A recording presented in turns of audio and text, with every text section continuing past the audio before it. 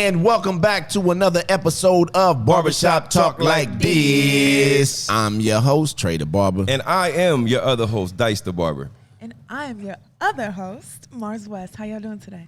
And today in the building, we got my man. Now, first of all, this brother, he's not only an author. This brother has a clothing line. He's also does he's in the Metaverse. Can we mention that at all? Sure. He's in the tech world. Man, this is my guy, Mr. John Djoser R. Hey. Also, see, that's what we need to.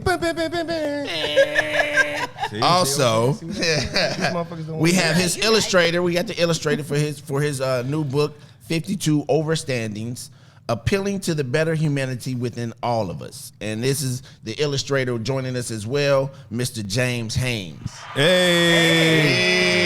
See, Paul knows.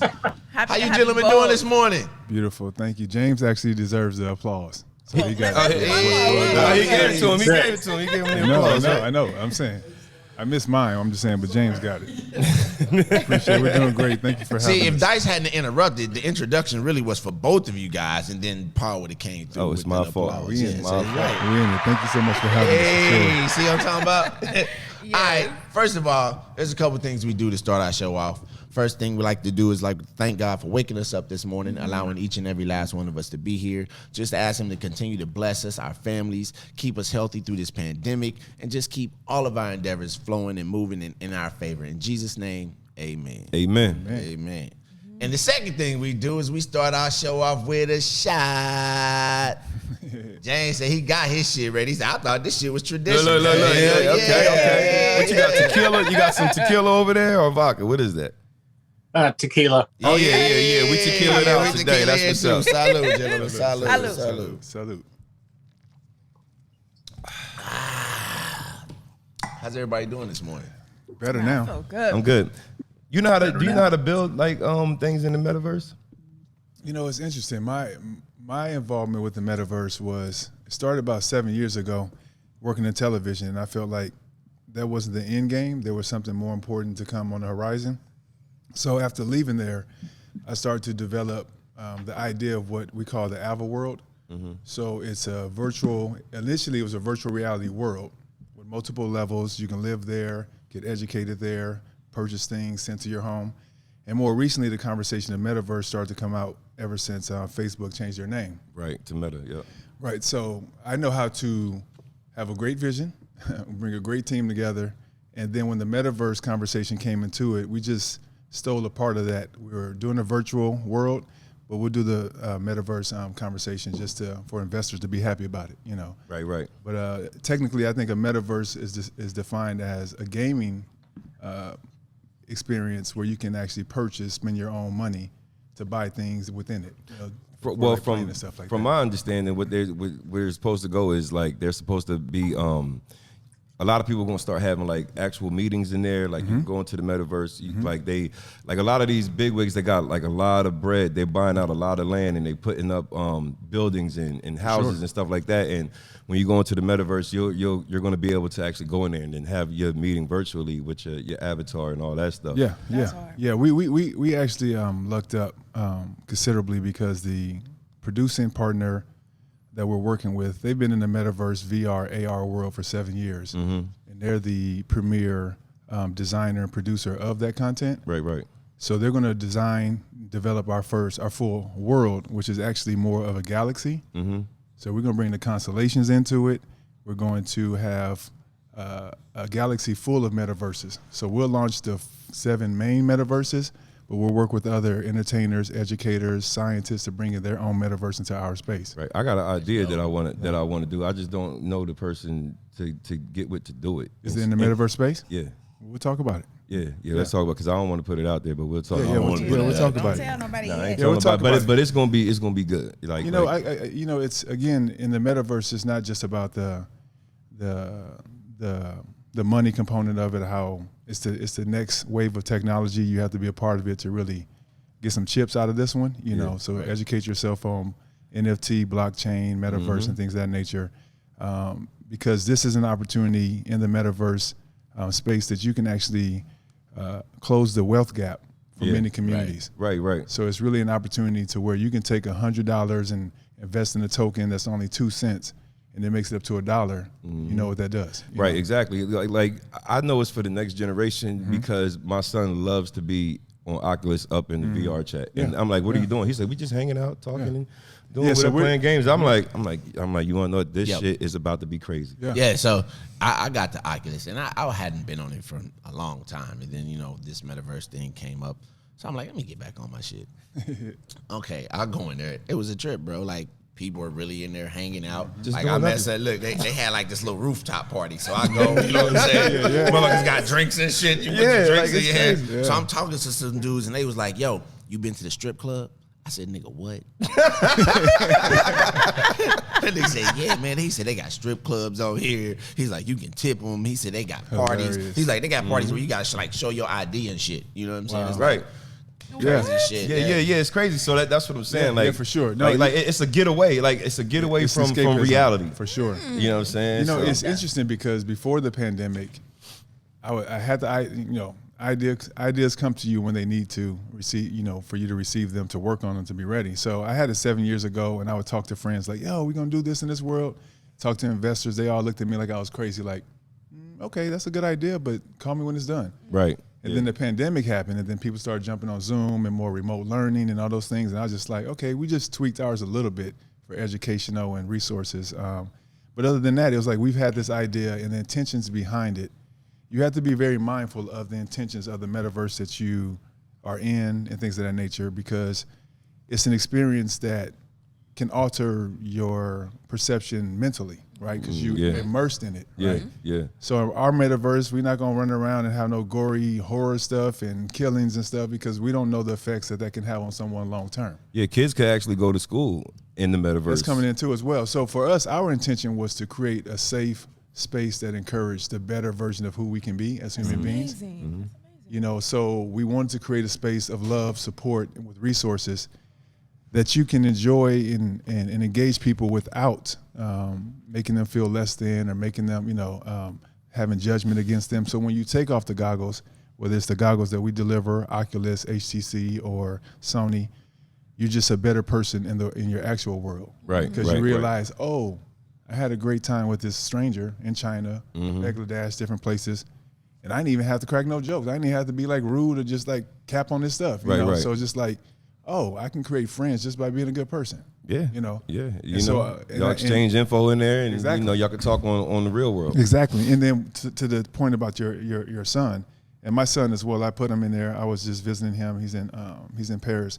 So I put him on the Oculus, and I gave him this baseball game. So he's never played baseball over there because that's not a major sport in Paris. Right. But he's in there. He's throwing the ball. He's reaching for it. They hit it. He looks behind him. He may be a pitcher, Right. Listen, like my son, he loves to go into the boxing thing, and it's a workout.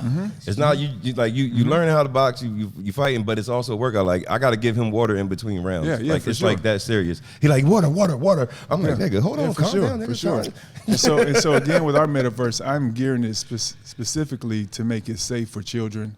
The environments that you're in. I'm in the Oculus as well.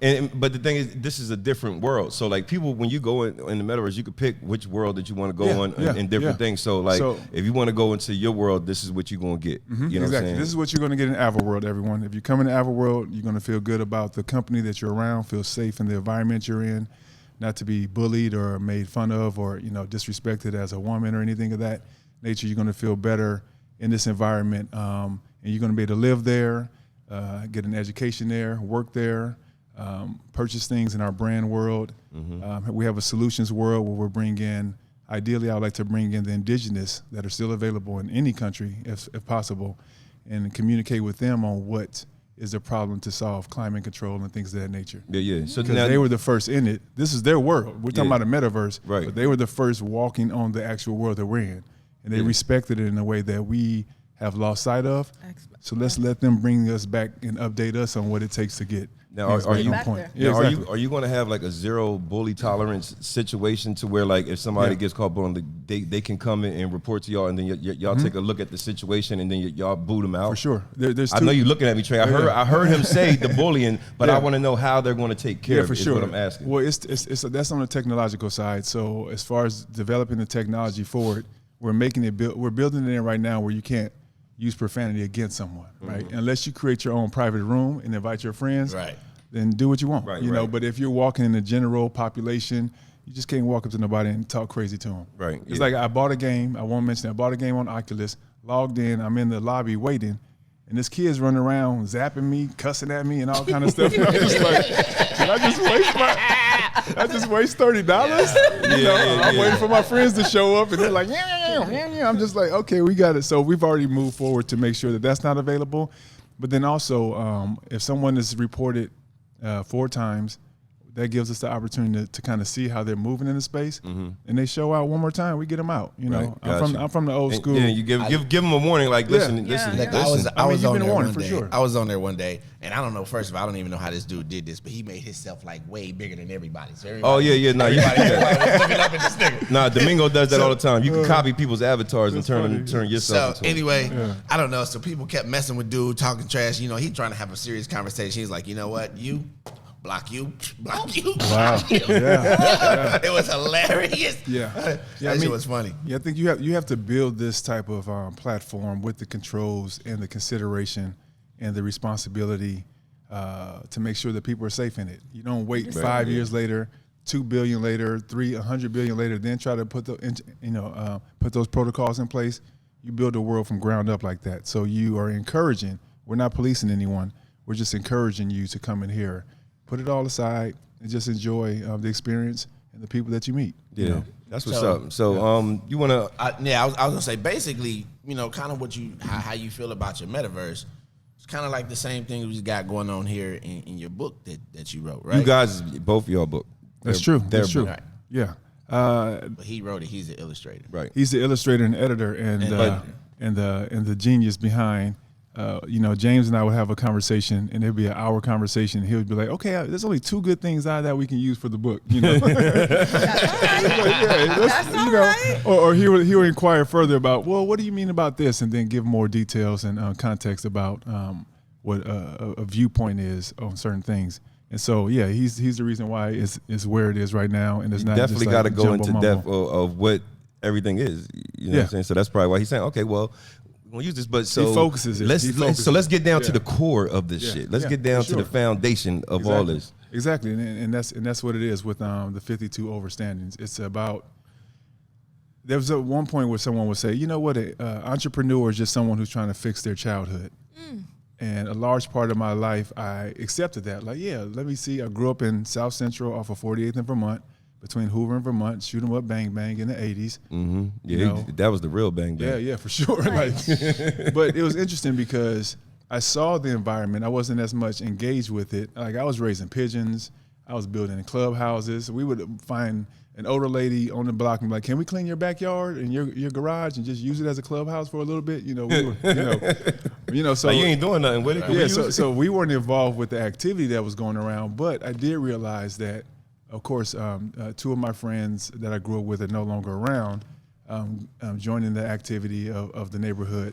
So when I left there, it was like, oh, kids, it is about creating resources, but if you can relocate them to a place where those other things don't are not engaging or affecting them, then allow their mind to create They can a succeed. new reality Yeah. or a new something else to be inspired by. You know, when you're blocked in and police within 4-block radius, you don't know what it is to be in Hollywood safe and feel good. You know? Or to get a passport and go to another country and see how they receive you. So that's the purpose of the Averworld, was to be able to transport people around the world in those experiences. So you're just like, okay, we can do this podcast at a cafe in London or a bar in Paris and just be in that environment, you know, purchase things and it comes from your little local Uber Eats or whatever to be delivered to your house.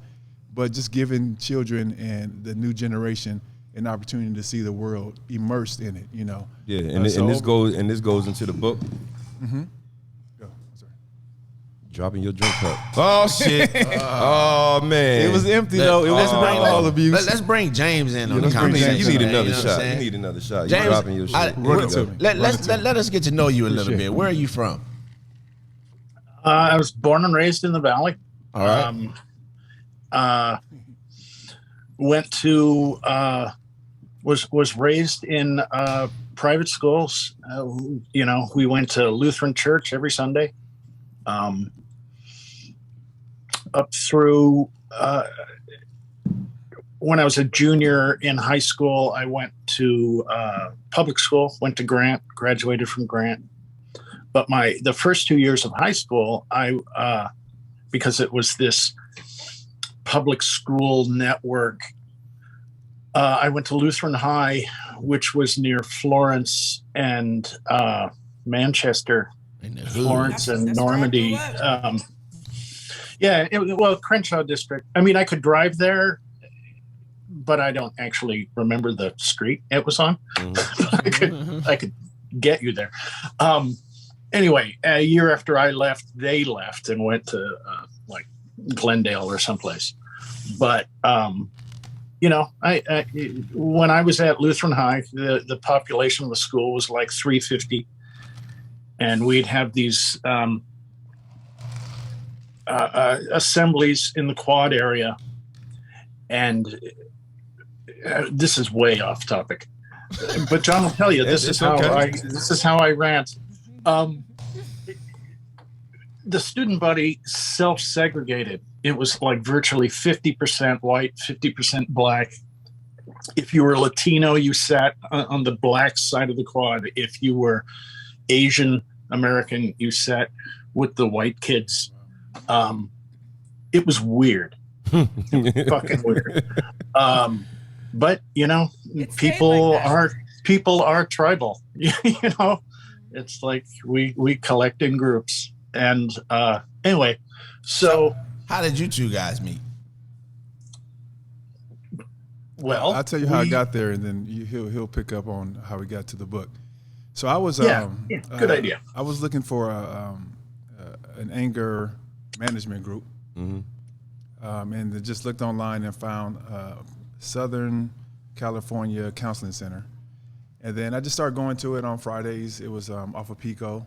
I never met James in there, but then once the pandemic happened, they went online, and then online James and I met, and I'll give you a little backstory. So I started to go there because my partner, she's an actress, and I just have a difficult time with watching my partner be intimate with anyone on screen, plays, movies. Yeah, I mean, because in my mind I'll process it, and then if I ever have any issues, I'll go back to, oh, you really liked him. Oh, really? That was a real, So it was fucking with your head. It was just work. But I mean, I respect it. I'm never on her like, oh, don't do this and don't do that. But it's just like I don't want to see it because I'll just process. It's ingrained in my brain. And so anyway, she had a play, and then I was just like, okay, she was kissing the guy once. I was like, all right, cool. It's in the first act. I brought some support. I brought a friend. They were gonna join me. I'm gonna sit there. I'm calm. I'm cool. I got there late, and it's actually you can go in late, so you had to wait till the next act. So by the time I got there, I was like, okay, cool. That was the first act. It happened 2 more times in the second act. I was like, man, let me some people looking at you like, you don't think I'm crazy enough? Let me go and get out of here. So anyway, it was like, and it was built to where you were on the stage, and I was just like, okay, they don't believe that I survived South Central. I would turn this thing over. I would turn this. Everybody drinks on the ground. Do not treat me about something that I don't want to see. So anyway, we came out of that situation, and then she's just like, look, we're in this relationship. I'm doing my work. I'm doing the work to work on myself. You have to do additional work. So I found the group, and then I started joining, and then cut to on the Zoom, having conversations with James, and James will tell you how the book came about. So John just has this way of dropping these crystallized thoughts that stuck in my head, and I was like quoting him to friends in like Facebook posts and in conversations. It's like, oh, I know this guy. He just said this, like had this amazing thought, and it stuck with me. And then after a few weeks of that, I started writing them down. And one of the first things I wrote down is actually still in the book. It was in the thick of the beginning of the Black Lives Matter argument and the pushback. No, all lives matter. Da, da, da, da, da. And so John made this point, like, you got to live a life that matters. Mm-hmm. Yep. You know, be someone who matters. Yep. And yeah, so essentially, there was a point where we were all signing off on one of these things, and I just threw out this remark, like, oh, you know, I can't wait for your podcast. And he said, let's talk. So we went to breakfast a couple weeks after that, and by the time we were done, we had this idea on how to do a book and what it might look like. Yeah. And it's been a year. Yeah.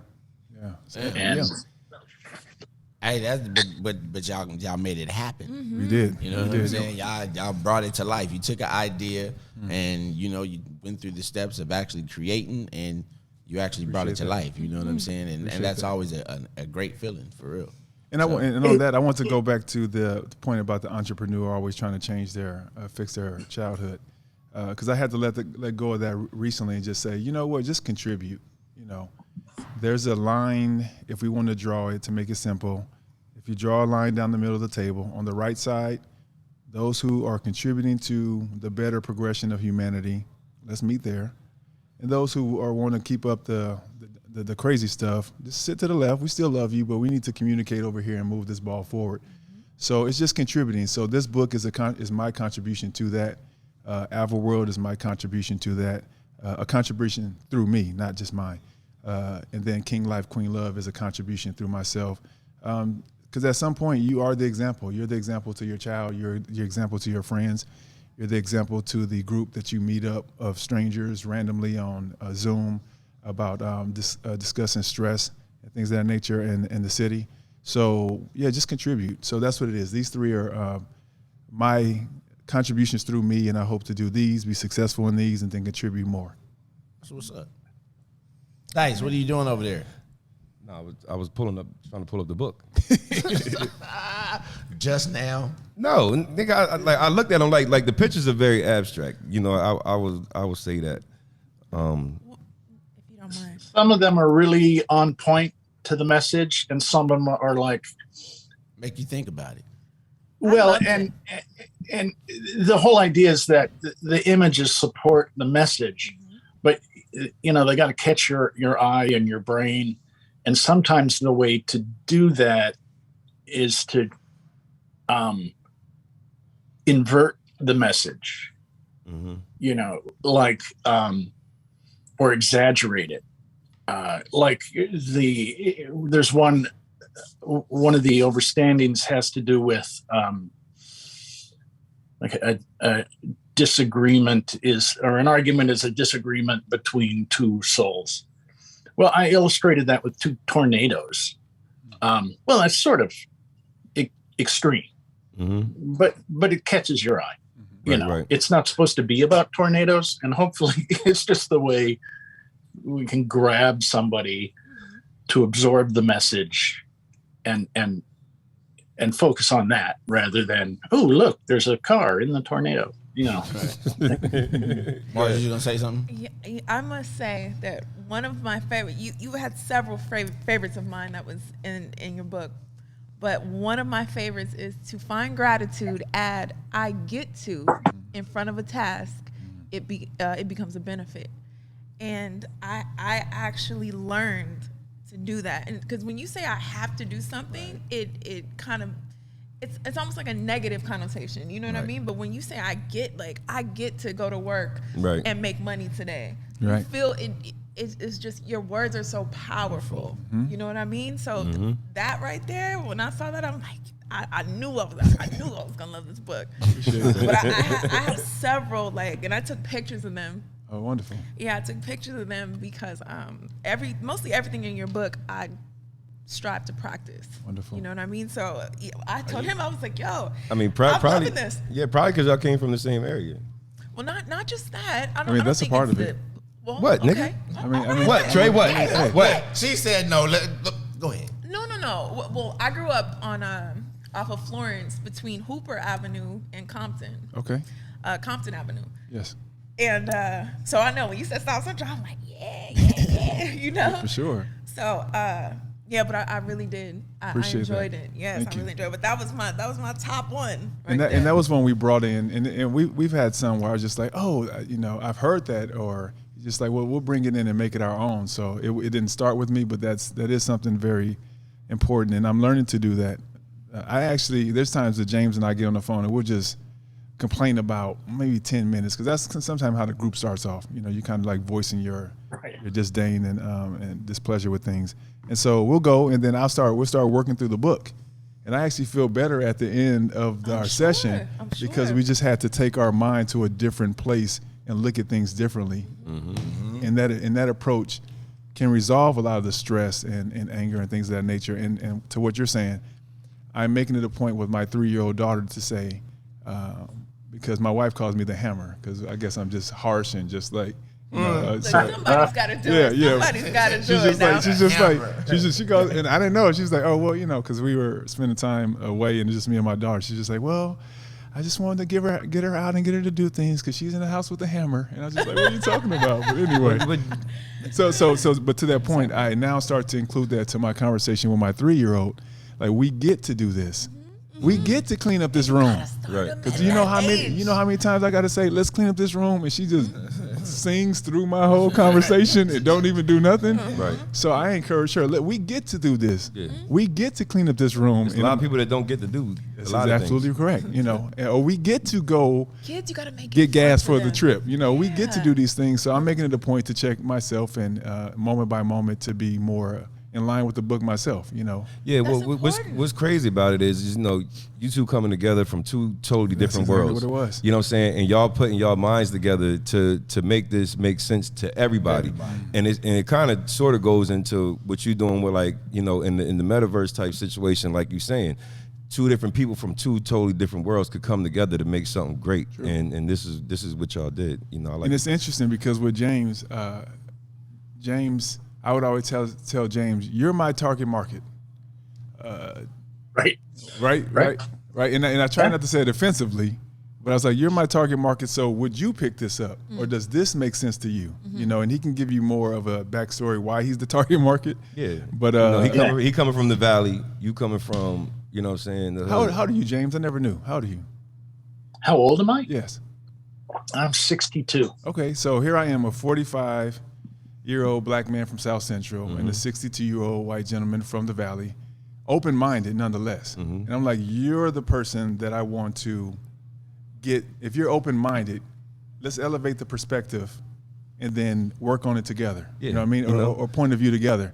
And then even when it came to like doing our appendix together, he's just like, well, let's do this and let's add this to the appendix and explain more to this, and, you know, the context behind it.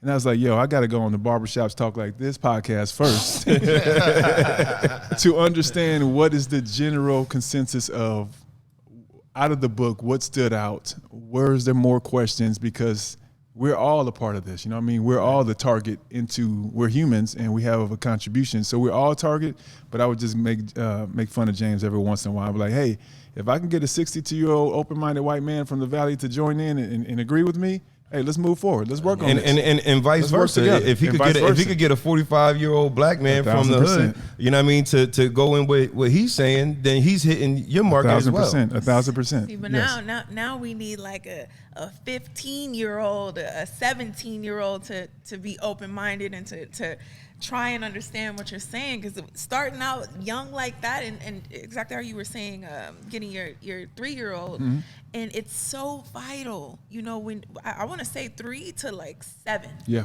for sure. 3 to 7 or 3 to 8. is so important because your kids are they're sponges. Yeah. They're sponges. That's what right they say. now. They say kids that That's what around that their age, personality. their brains are like a sponge, and that's Up the to best. the age of 6. Yeah. They said that's the Yeah. best time if you want to teach a kid another language. That's the best time to start doing it as well Agreed. because they Before brains start 7. Yeah. Yeah, we need to Yeah, give way before children. We don't have to do a shot for the kids, but we'll just say children are remarkable. They're Hey, brilliant. we need a hand clap. Fuck it out. Come Yes, on, sir. see, we need a hand clap. We'll do a hand clap for the kids. Hey, all right, nice, okay. Shut the hell up. Keep your ass over there. All right, I can't be in I'm gonna do control. a shot for the kids. That's why I said I let's can't do a be in shot for control of the kids. I'm gonna do a motherfucking shot. sound effect. And I'll say on top of that shot, it's because children, as we were when we were born and start to get our bearings in this world, are remarkable, brilliant contributors to this world. So if we try to minimize what they can do and what they can do and just say, oh, you can't do this, and just limit them, just limit them. Fucking up. That's kind of where we end up at, So we need to open up the conversation. The shot for the kids is just when you see a child, whether it's yours or someone else, just know that's a remarkable being of light that can contribute. That's the future. Exactly, and they can contribute what we do not allow them to be limited to. Now, look. Now, this brings me into Hold something. on, let's get our shot Okay, for the kids. all right. Shot for the kids. Shot for the baby. Because since we are Appreciate talking that. about kids, I had something that I wanted to bring up. It was a conversation that I had. So I'm in here and I'm cutting up Earthquake, the comedian Earthquake, and we just having a conversation. And Earthquake was like, he said, some women out there will hate you more than they love their kids. Meaning, so we started talking more about it, like my situation with my daughter, and I'm paying like the arrears or whatever for like child support. My daughter's 25 fucking years old, but now I mean her mom, basically like a woman will rather see the kid's dad locked the fuck up, and not be able to provide for the kid just to get at him, but not knowing that it's hurting the child. So basically, so basically, you hate me more than you love our child. Yeah. You know what I'm saying? Like, and it's a lot of women that do shit like that. Like they go out there and because they don't like they baby dad or something is going on, they will try to destroy them, right? But not knowing that it's hurting your kid. And so on that, I agree, and that's the understanding of it, right? You can hear Earthquake's response and be like, okay, that's cool. That makes sense based on our real life experiences, your personal minds and other gentlemen.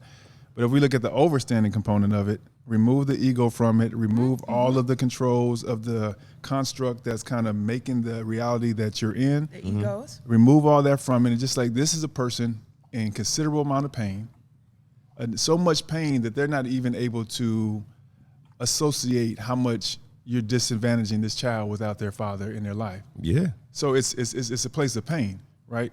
So I mean, then from that, hopefully we can find a way to have more compassion about the situation, and then just make sure that your child is able to deal with their pain differently, so they don't repeat the cycle of that.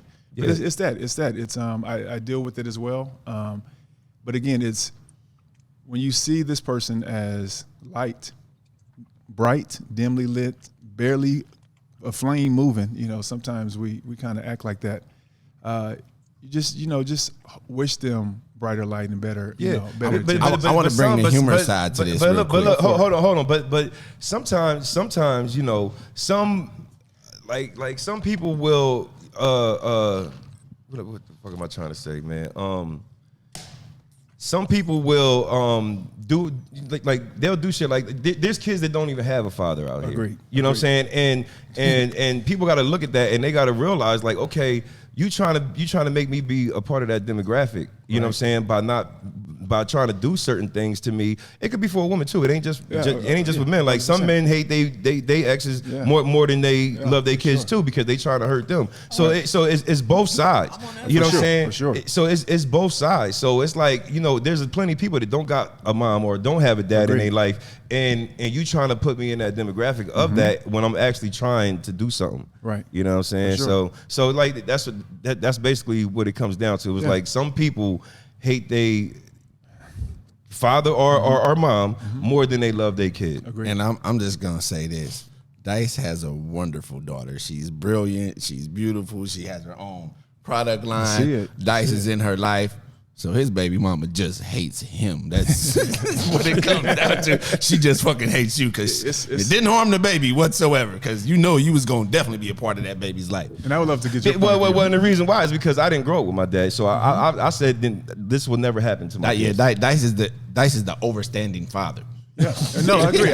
I mean, I met your son and your daughter briefly. Yeah, he is, and I promised myself to more recently to no longer say anything negative towards my son's mother. Yeah, I don't do that. So I'll just say, and I won't go into details about my situation, but I try very hard to be present. I work very hard to be present in my son's life. Right. My father lived around the corner from me. I lived at his mother's house, and he still didn't come over and see me. Damn. You don't even come see your own mama to see your son, right? But that's something, actually, and we're learning karmically. We're working out ourselves. But in regards to my son's mother, she is a mother bear to him, right? She protects him at all costs, Right. Even though it may be directed at me a lot. But if I was to say, would this mother and this child in any situation, would this child be safe? I'm sure you could say that your daughter's mother, she protects her daughter. Oh yeah, of course. So yeah. I at the very least, I have to give her credit. Oh for yeah, like, yo, no. I give her the credit, but it's Hey, it is. It hurts. It hurts. No. Dice had a lot of It's contribution. unfortunate. No, I It's didn't. unfortunate. No, I did not. Like you always keep saying that shit. And I tell you, nigga, Well, that's no, what the you fuck always I say. did. No, I did. What are you talking about? That you I was always a part of my daughter's Oh life. yeah, of course. Yeah. I just, Oh what no. I just said, I nigga. thought you were saying that I contributed to her not No, nigga, doing what she's doing. No, contributing So- to raising your kids. Yeah, like for my whole thing is like she put me in the system. My daughter gets way more fucking bread than what the system would have got. But since I was giving it directly to her, Right. it's not being accounted for. Yeah. So now I'm backed up, and you know that I shouldn't even be on this shit, and you keeping me here. You know what I mean? You hate me more than you love our daughter. Right. Know what I mean, why? You married? Yeah. Your husband got a business. Know what I mean, you got a good job, but you still want to keep me from doing better. You know what I'm saying? Because of this shit. Yeah, it does. It does go in. And also, you mentioned something very important. You said the system, right? And my father was in the system, and he couldn't get a driver's license because he was backed on child support. And then, so how are you going to work to get caught up, and you can't get a job? You mentioned the system, and so that's the component when you go into the overstanding perspective. Even removing the system out of it, like three different beings. What are we dealing with, mano a mano, without dealing with that? Because that is how, in some instances, it's set up to keep us as black fathers in cycles and keep us from, So And the thing is, it'll get you locked up too. Right, for so sure. so it's like if I get locked up now, I really can't do shit. Right. You know what I'm saying? Now everything stops. 1,000%. But you have what I will say at the end of the shot for the kids section is, what your daughter is the best version, is the best contribution that her mother has to offer to you, and what your daughter is to your daughter's mother is the best contribution of what you have to give to her. Now, if someone chooses to accept that, they can enjoy that and be like, okay, me and your mother don't see eye to eye, but I have this beautiful child, and we just gonna rock. I'm gonna dress you like me. We gonna get out in this world. We gonna figure it out. Oh yeah, So yeah, I mean, at the end of the day, even when I'm very upset for the situations that I may have occurred with my son's mother, he is the best contribution that she could have given me as a gift through our partnership. You know what I'm saying? Right. So Absolutely. yeah. What? Nigga, I didn't say shit. And I want to hear your contribution. Yeah, your I'm waiting. Yeah, I mean, just like you said, I was married and I have a daughter, and actually my situation was a little turned around. I'm on the opposite end. Yeah, so End of it. yeah, that's why we want to hear. Let's go. Both ways, And I won't go too far into it, but let's just say he didn't like me too much. You know what I mean? For wanting to leave. To him, me leaving was weak. And I believed it for a little bit. Like for having my daughter, I just believed, okay, trying to stay and let's raise her in this way. And one day it just clicked. 'Cause I got married young. I was 19. Silly. But one day it just clicked, and I'm like, this isn't strength. We're not. This is a disservice to her. You know what I mean? Us arguing, and this is not good for her. So whenever I decided to leave, it was heavy, and I didn't want anything. I didn't, alimony. It was, and I could have, and I didn't. And all I wanted him to do just make sure that our daughter is straight. Yeah, be there for your kid. Just make sure our daughter is straight. Right. And he's a great father. Yeah. He's a great father, and things are better between us now, but it took years. Yeah, it's a journey. When I tell you that it took so much patience and so much growth, I've grown so much. So much. Yeah. My son's mom was like that at first. Like she had me on there. Like she put me on child support and she was living with me. I was like, nigga, what the fuck? Like, she left. She left. Remember that shit, Trey? She in the same mail. Yo, so she moves out, and then I get something in the mail like a month later. Like you're backed up on child support for 3 months. I said, nigga, I didn't even know I was fucking. She was fucking living with me. I was like, hey, that shit was funny as fuck. But the thing is, she making that nigga pay rent to live in his house. Yeah, that shit was crazy.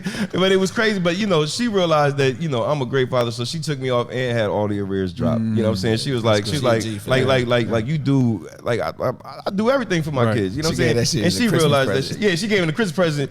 You know what I mean? And then she was like, I said, good looking. And she's like, oh, that's all I get. I was like, bitch, I shouldn't have been on here anyway.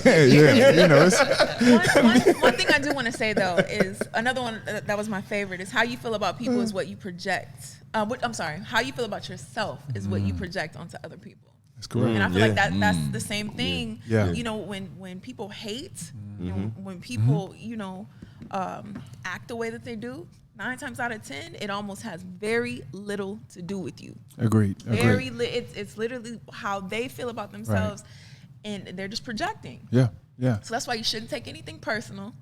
It's a lot. It's a lot to get there, and that's why we chose to. We opened the book with a generalization of just who we are. We all bleed, right? So there's a lot of discourse and division and things of that nature, but we, on some level, all experience pain, right?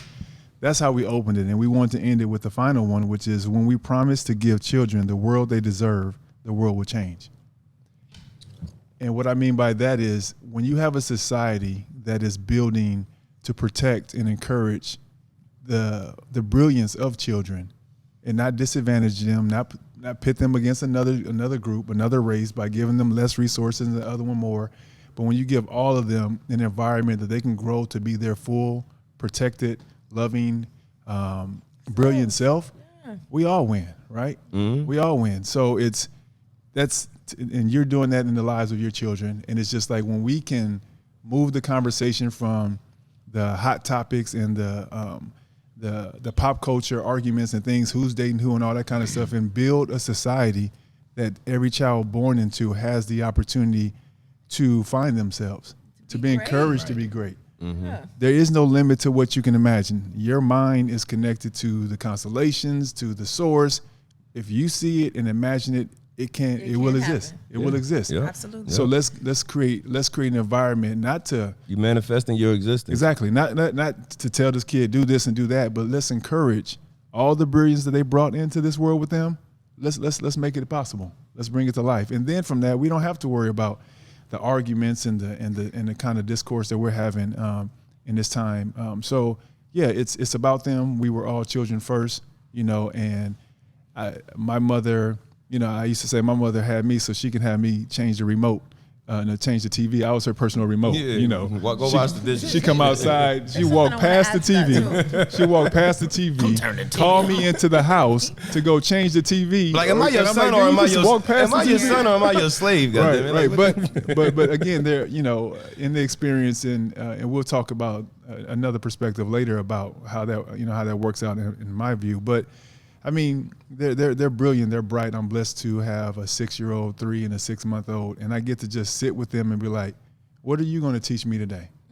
What am I going to learn about myself, about humanity, about your brilliance in this day?" And she'll just be, we have, it's fun. It's fun, and I get to enjoy their time instead of being like, "Oh, I just had to pick you up. Your mama's doing this, and you're running late and all this kind of stuff." Like, "Oh, let's kick it." Like. Right. What can I learn from you? And there's times if you give them the longitude and latitude to be great, which all of us, greatness will exist, you know. So we're giving her the longitude and the latitude to be great, and she's showing up, you know. There's something I'd like to add to that.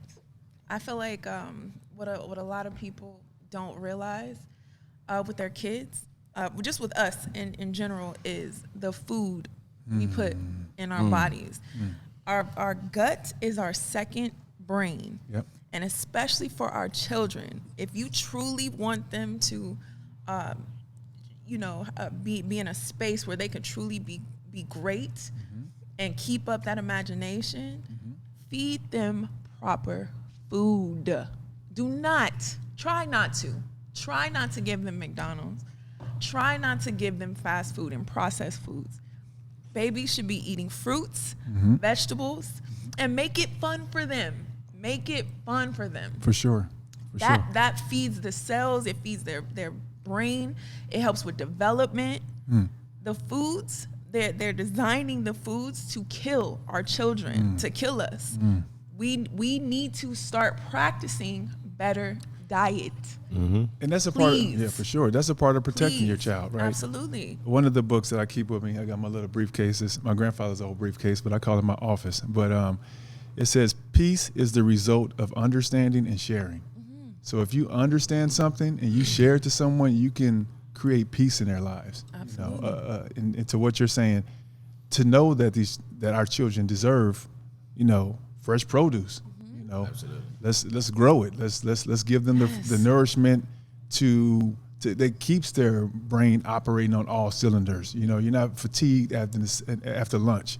You know, because of all the salt and sugar, the salt and the corn syrup all runs together, and then this child is bouncing off the wall, and then you want to prescribe him something to say he can't pay attention. Absolutely. But you just gave him all this salt and all this corn syrup, and then he wasn't sitting down, or I wasn't sitting down. You know, I was one of those kids, and my mom, they didn't, you know, she would come to school and whoop me sometimes, but I was just running around after. You know, we're doing a test, and I'll just get up and run around when I'm done. And then the teacher was just like, well, he keeps on running around. My mom was like, but he needs to be on medication. She's just like, but is he wrong? Like, is he completing the work? How is he in class? She's like, so basically I was just bored. You know, your work is not hard for me. But they want to prescribe you something to your work. When my son was smaller, he had a speech delay. So it takes him time to process. You know, when you talk to him, and especially if you're talking fast or regular, he might look at you and then he's processing it. Right. And so they would be like, well, he's losing interest in class. Like, no, motherfucker, he just don't understand what the fuck you talking about. Agreed. You know what I'm saying? So they wanted to put him on medication and shit. I'm like, nah, man, fuck all that. And you know what I'm saying? Because what I kept trying to explain to them, I said, it's just like this. It's like if I took you and stuck you in a class where they're speaking Mandarin and they're teaching the entire class in Mandarin, you're going to be looking for a second, but then after that, you're going to lose interest because I don't know what the fuck you talking about. Right. You know what I'm saying? Right. So it's not that he can't pay attention. Right. It's that he needs to learn the process. You know, we had to go through steps. Like what you're saying isn't interesting to him. Exactly. And so in my situation, they just gave me more work. It was like, well, just give him more work and keep him in the seat. But they didn't give me no medication. James, pipe in. Well, you made the point. It's he didn't lose interest. You never gave him interest. You know, he never had it. There was nothing interesting. Right. You know? Right.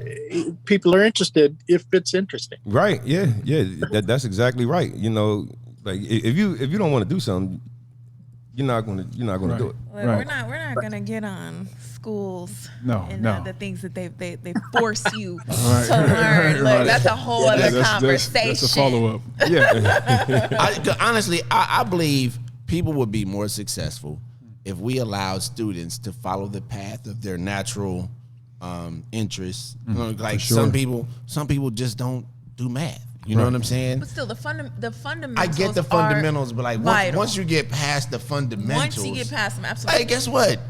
I'm 45 years old. Rarely do I don't. Matter of fact, I don't think I use any kind of algebra in my life. You know what I'm saying? Right. Geometry, maybe based on this and that, but not really. You know what I'm saying? Right, for sure. So I feel like our kids would be. They would progress more if they were allowed to just learn the things that interest them. That can, if I want to be an artist or if I want to, do computer engineering, whatever, you know what I'm saying? And I can focus on that.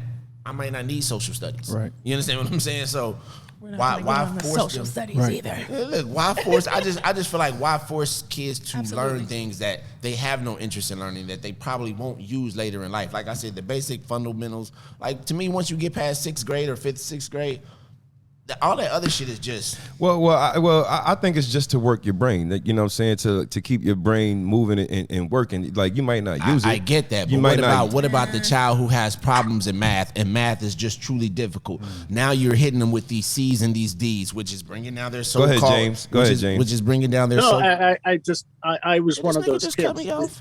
There's this, so I was raising my hand. I was one of those kids. Math and I are not friends. Me too, James. And Yeah, I mean, I and that's love what I'm math. saying. So, like for me, that hurts. That hurts your. You know what I'm saying? They be like, oh, well, I'm not a good student. Well, guess what? If I didn't have to do this and I can thrive over here, that bringing me down. You know what I'm saying? For sure. You I stunt just my think, growth. Although- yeah. Yeah. I do have to say, I was at Pierce Community College. I needed an English. I needed an English credit to move on, and I hated English because I was taught by idiots. And I took a journalism class because it sounded more interesting than reading literature and poetry from the 19th century. And that journalism class, I was in newspapers for the next 37 years or 27 years. I had a career because I was forced to take an English class and I found some alternative. Gotcha. Right. Yeah, that's what I'm saying. Like that shit affects your self-esteem. Yeah, for sure. You know what I'm Sure, saying? especially a So- child. Yeah, that's what I'm saying. So if you constantly telling, oh, you're dumb in math, like, nigga, math just ain't for me. You know what I'm saying? But if I could work on those things, if I can strengthen the areas where I would excel, I just think that would lift their self-esteem. It makes them better students. It just makes them a better part of society, period. Right, for sure. I graduated high school when I was 16, but before I could graduate, You smart ass. know. Okay, Doogie House. no, look, I'm all right. All right. But I had to take several tests, and the math test I actually had to take twice because I was not good at like chemistry. And I'm like, look, if I'm not counting money, you know what I mean? If I'm not counting money, like if I know this multiplication and I know how to divide, why do I need all this other shit? They Right. actually had to move me up in math. Like See, no. I was Nobody had moved. Look, I almost Nigga, they didn't did. graduate because I had Moved to your pass ass that up to the test front of the twice. class because this dumbass nigga ain't getting it. I believe it. Get your ass up here, No, boy. they didn't. Like I transferred from a Votech and I was going to high school and we was doing this math. I was like, yo, I did this shit last year. I said, I noticed. They was like, so I had to talk to my guidance counselor. I was like, yo, I noticed. Like, I don't want to do the same thing again. They was like, well, if you could do the last problem in the book, then we'll move you up. I did that shit in like 2 minutes. I was like, oh, this shit. Yeah. Knock that shit out. They was like, let's move you up. You need to go for to sure. algebra 2 instead of algebra 1. Because you get one problem. Come on now. Because I did the last problem in the book, which was right. which was the hardest problem. So they moved me out. Like I had to do that. I took personal finance. I had geometry. Calculus, all that shit. You know what I mean? Like I was a competitor. I was like, yo, I don't want to get looked at like I don't know how to do this shit. What do I need this calculus for? I don't know, Why? but I knew it. Like I was real good with numbers. Nigga, what you fucking fix your lips? Yeah, it Fix was, your lips.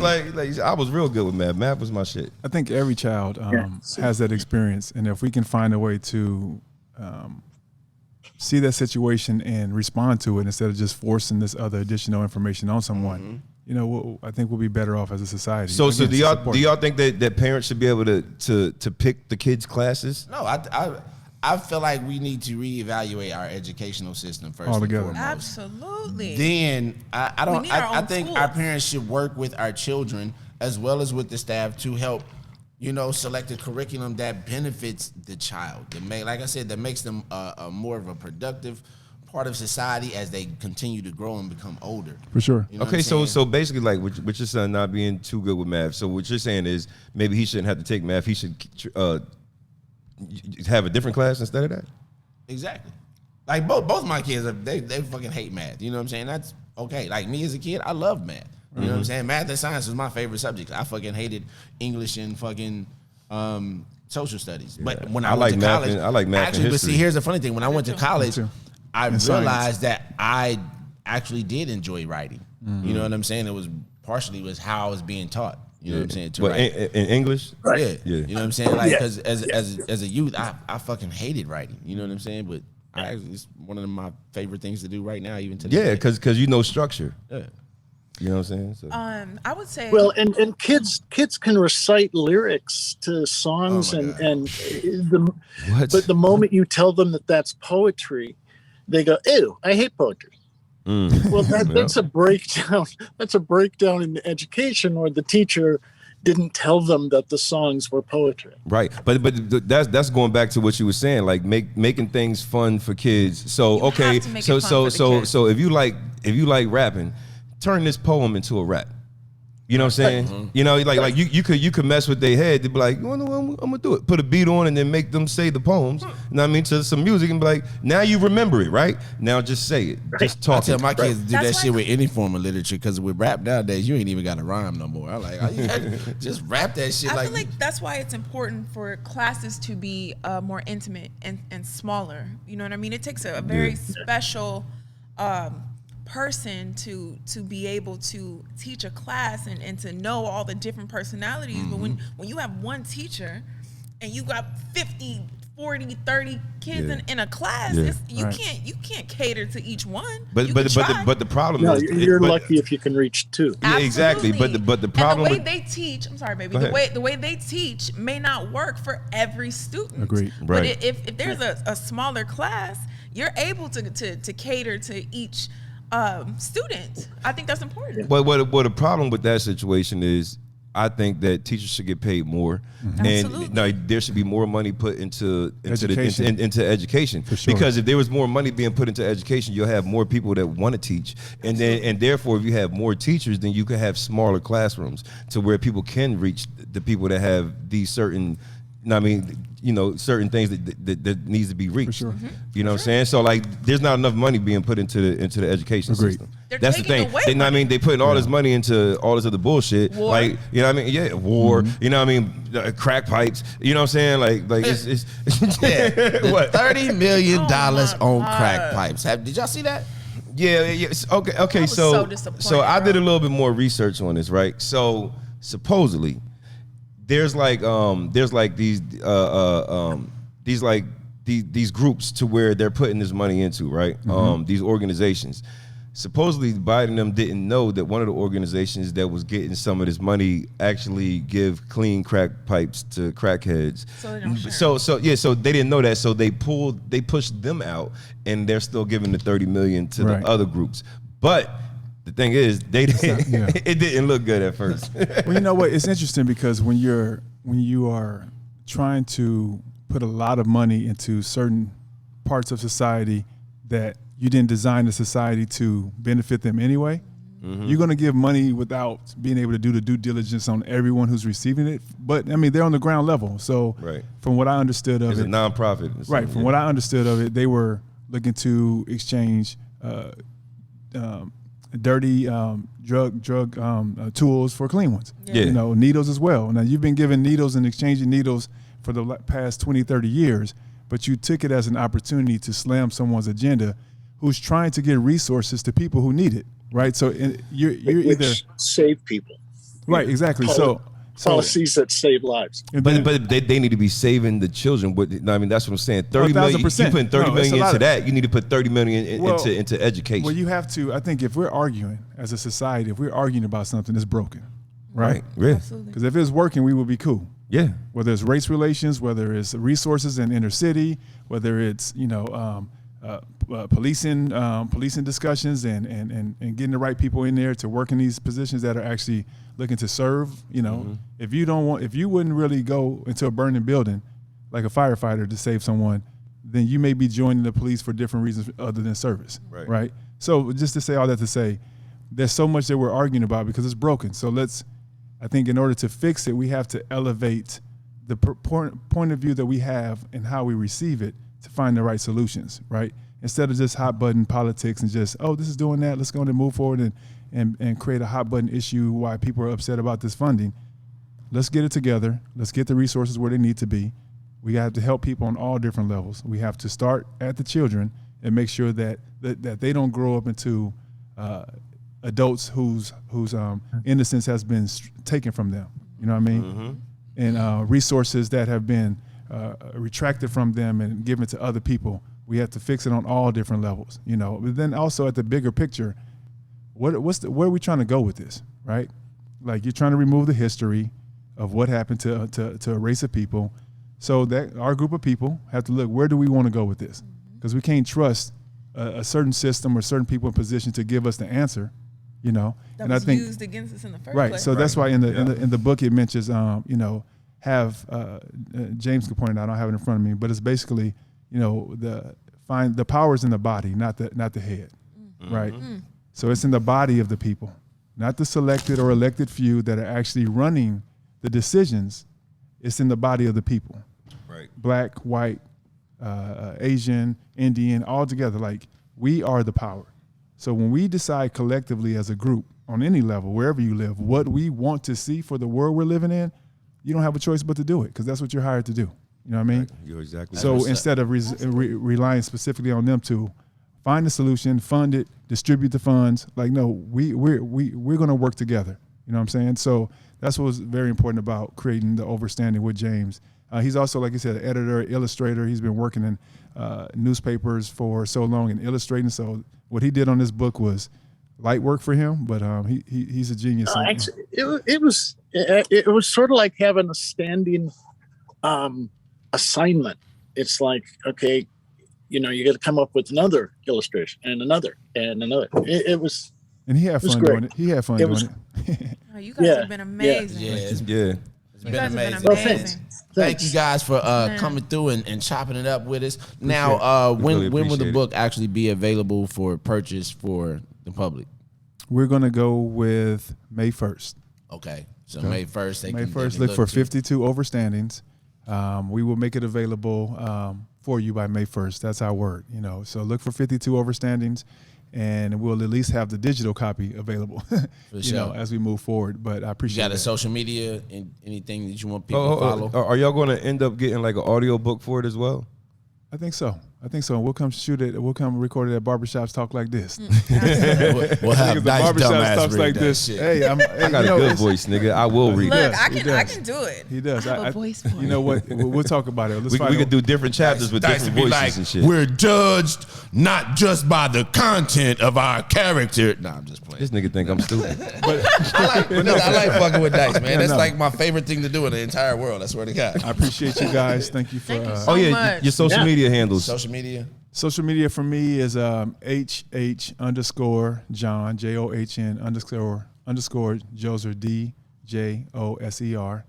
That'll pull it up _R, but that'll pull it up, and that's just me, or KLIFEQLOVE. So K Life Q Love. So that's the brand, K Life Q Love, King Life Queen Love, and then my personal is John Djoser R.